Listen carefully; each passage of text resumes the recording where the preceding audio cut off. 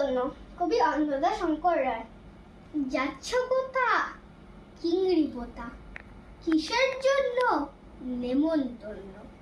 বিয়ে বুঝি? না বাবুজি। কিসের তবে? ভোজন হবে। শুধুই ভোজন? প্রসাদ ভোজন।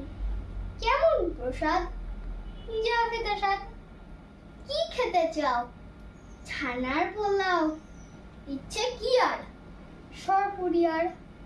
আহ, কি আয়েশ, লাবড়ি পায়েস, এই কবুলি, ক্ষীর কদলি, বাহ কি ফলার, সবরি কলার। এবার থামো, খোঁজলি আমো। আমিও যাই না মশাই।